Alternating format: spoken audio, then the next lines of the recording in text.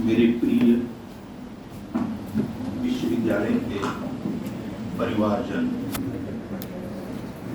भाषा का संबंध समाज से होता है। शिक्षा समाज के लिए है, शिक्षा व्यक्ति के लिए नहीं है। शिक्षा समाज के लिए है और भाषा समाज की संपत्ति है। भाषा समाज की संपत्ति है, इसलिए समाज की संपत्ति का हम कैसे उपयोग करेंगे, यही NEP 2020 सिखाता है कि हम अपना जो रिसोर्स है, अपनी जो संपत्ति है, उसका हम कैसे बेहतर उपयोग कर सकते हैं। तो हिंदी का संदर्भ है आज। भारत की भाषा है हिंदी। हिंदी का हम कैसे उपयोग करेंगे। हिंदी को हम सब जानते हैं कि ये कभी राष्ट्रभाषा थी, कभी राजभाषा बनी, फिर अंतर्राष्ट्रीय भाषा बनी, आंचलिक भाषा बनी, फिर संपर्क भाषा है। इसके अलावा हिंदी का जो सबसे बड़ा परिचय है अपने देश में, वो है हिंदी जन भाषा है। तो इस जन भाषा का उपयोग हम जनता के लिए हमें करना है, जिन्हें औपचारिक शिक्षा नहीं मिल पाती है। जो सबसे बड़ा काम जो हमारे विश्वविद्यालय में निर्झरिणी मैडम के द्वारा हुआ है, सिर्फ 3 गांव में हमें प्रवेश मिला है और हम आम लोगों से मिले हैं। मुझे यह काम करते हुए लगभग 7-8 साल हो गए हैं। मैं पश्चिम बंगाल में यह काम करता था। एक BEd कॉलेज में था मैं, और हिंदी शिक्षण संस्थान था, उसमें मैं डायरेक्टर। तो यहाँ जिस प्रकार हम यहाँ बच्चों को दे रहे हैं, विद्यार्थियों को दे रहे हैं, वहाँ भी हम उसे विद्यार्थियों को दे रहे हैं। साथ ही जो आदिवासी क्षेत्र के जो बच्चे थे, उनको भी हम दे रहे थे। तो मैं कहना चाहता हूँ कि जो जनजातीय संप्रदाय है, समुदाय है, उसको हम खींच के विद्यालय नहीं ला पा रहे हैं।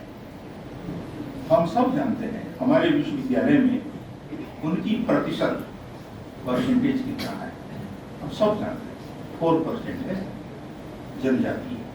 तो इस विश्वविद्यालय का मूल लक्ष्य था उनका शैक्षिक स्तर, उनका सांस्कृतिक स्तर, उनका बौद्धिक स्तर, सामाजिक स्तर, आर्थिक स्तर, यह विश्वविद्यालय बढ़ाएगा।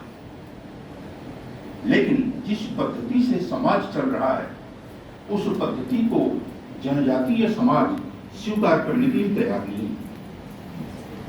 इसलिए हम उनके पास पहुंचेंगे। मैं अपने अनुभव से कुछ बातें बताना चाहता हूं कि जिस पाठ्यक्रम में 1066 लोगों ने एडमिशन लिया है, उसके लिए न मेट्रिकुलेशन पास चाहिए, न ग्रेजुएशन चाहिए। उसके लिए सिर्फ चाहिए आप इंडियन हैं, वोटर कार्ड या आधार कार्ड चाहिए, और आपकी उम्र 10 वर्ष से अधिक है, हो गया। आपके पास जो पता दिया गया है, उस पते पर 20 लेसन्स आएंगे, पुस्तक या पुस्तिकाएं, साथ में उत्तर पुस्तिकाएं, पुस्तक और उत्तर पुस्तिका, इतना एक बंडल आएगा। आपको बाईं ओर जो पाठ है, जो लेसन है, वो लिखा गया है, आप उसको देखेंगे। अक्षर ज्ञान से शुरू होता है। मीडियम अभी देश में सिर्फ 4 मीडियम है अपने देश में, जैसे तमिल है, बंगला है, अंग्रेजी है, 3 मीडियम है, और कोई एक भाषा है, 4। उसमें हम अगले सेशन से उड़िया को इंक्लूड कर रहे हैं। उड़िया मीडियम से हम पढ़ सकते हैं। तो वो जो पुस्तिका है, उसमें आप बाईं ओर देखेंगे, दाहिनी ओर लिखेंगे, और इसमें पर्सनल कॉन्टैक्ट प्रोग्राम के तहत वो सेंटर से कुछ लोग आएंगे साल में एक बार। तो इस तरह से हम अक्षर ज्ञान से लेकर के शब्द ज्ञान होगा, तो लिखना आ जाए, पढ़ना आ जाएगा, वाक्य रचना भी आ जाएगी।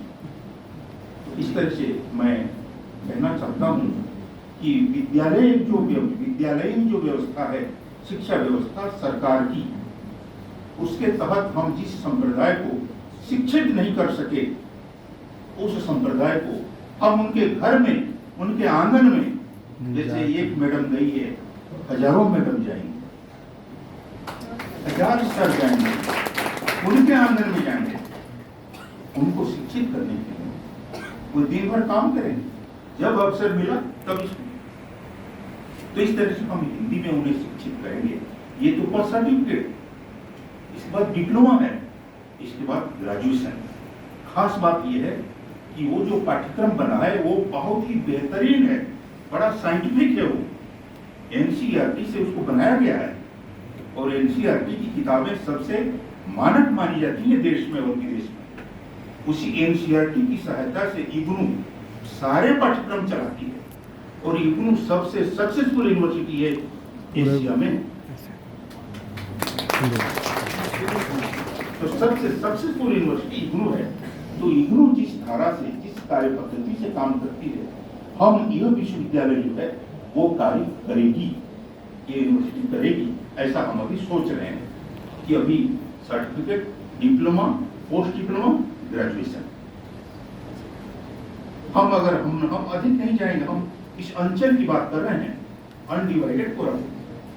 हम अपने अंचल में जो जनजातीय समाज है, सबको 10 वर्ष से अधिक से लेकर 90 वर्ष तक सबको हम इसमें दाखिला दे सकते हैं।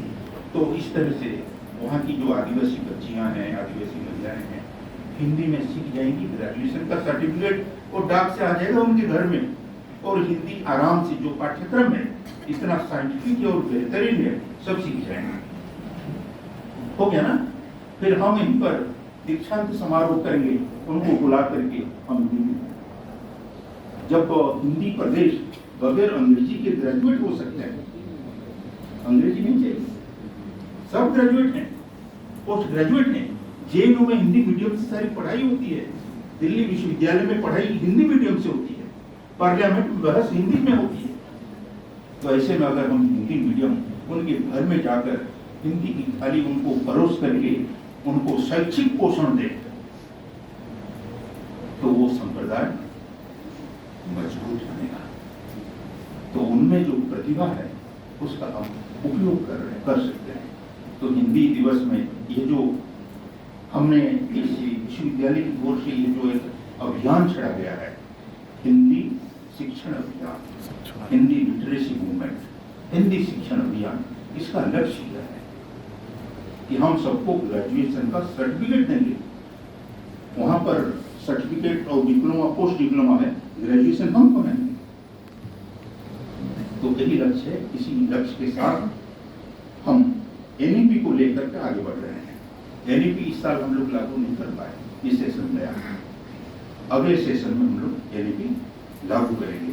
और एनईपी लागू होने से आप सब जानते हैं, जितने भी यहाँ हैं सबको अपनी आंचल की भाषा में लिखने का भी हक है, आप लिख सकते हैं।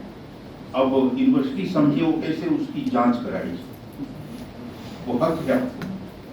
तो इसलिए एनईपी 2020 की वजह से भाषा का महत्व बहुत बढ़ गया है, और भाषा के संबंध में जो उसका जो अंतर्राष्ट्रीय परिप्रेक्ष्य होता है, यहाँ पर चर्चा हुई हिंदी का अंतर्राष्ट्रीय परिप्रेक्ष्य, मॉरिशस इत्यादि, फिर राष्ट्रीय परिप्रेक्ष्य दिनकर जी की बातें कही गई, फिर प्रांतीय परिप्रेक्ष्य में भी बातें हुई, और मैं उसको उसके आंचलिक परिप्रेक्ष्य में ये बातें बता रहा हूँ कि राष्ट्रभाषा हिंदी का एक आंचलिक परिप्रेक्ष्य है, उसकी आंचलिक उपयोगिता है। हिंदी के माध्यम से हम अपने अंचल के लोगों को, जनजातीय समाज को ग्रेजुएशन इन्हीं विचारों के साथ में अपनी वाणी को विराम देता हूं। अब हम समाप्ति की ओर बढ़ रहे हैं। इससे पहले हम सभी धन्य हैं कि इस प्रकार का